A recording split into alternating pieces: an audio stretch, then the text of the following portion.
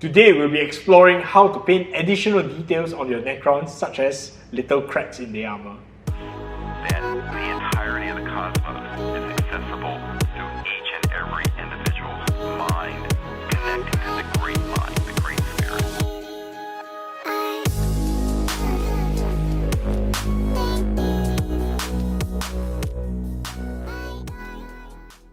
Welcome back to the channel, collectors. So in this video, it's going to be a short one and I'm going to show you guys how I create little cracks which are not sculpted on the miniature. This video is part of a series where I talk about how I created a Necron diorama to commemorate the launch of the Indomitus box set. So if you're ready, let us begin. Alright, so now we are painting the dead eye on the Necron Overlord. Right here I'm using pure Chimera black, just thinned down slightly with water. You want to make sure that your brush is pretty dry and the paint is thinned down sufficiently that it can flow. You don't want the brush to be fully loaded, because if the brush is fully loaded, there's a chance that the paint will just go all over the model. So as you can see right here, with the right consistency, you can actually draw really fine lines and you can really achieve a high level of precision. Okay, I'm also using the black to reinforce some of the nicks and motting on his armor.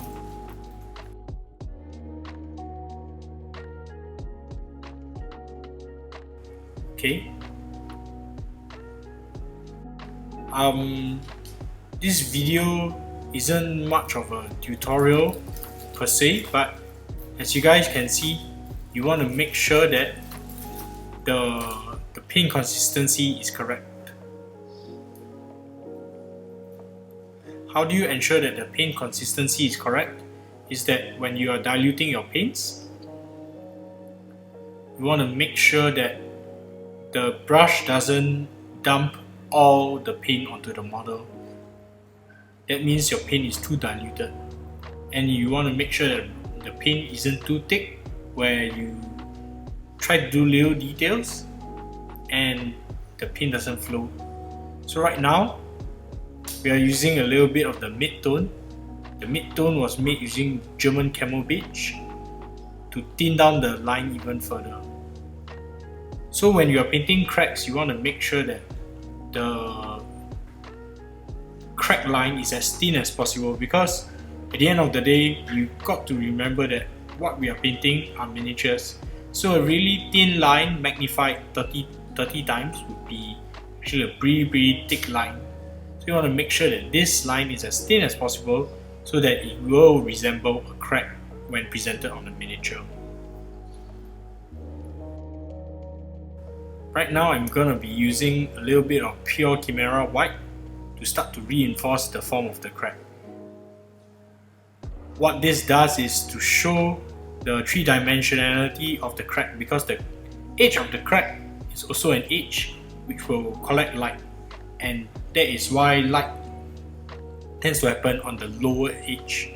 So you want to be placing the highlights on the correct edge rather than on the top edge. Okay?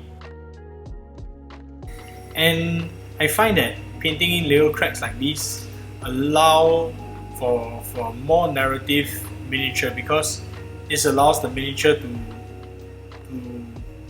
be unique.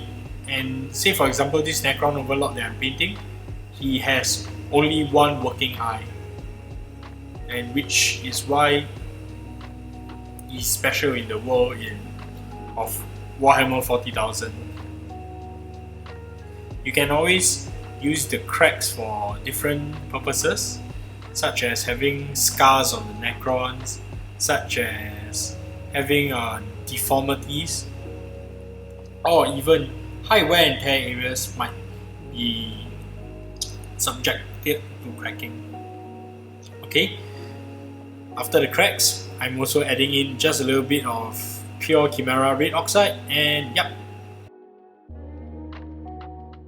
So as you guys can see, creating cracks are pretty easy and it's a straightforward process as long as you understand where the light is coming from. Do you find the video useful? Let me know in the comments below, alright? So if you want to support the channel even further, do head on to the Patreon, where we have a lot of exclusive content so that you can become a better miniature painter together.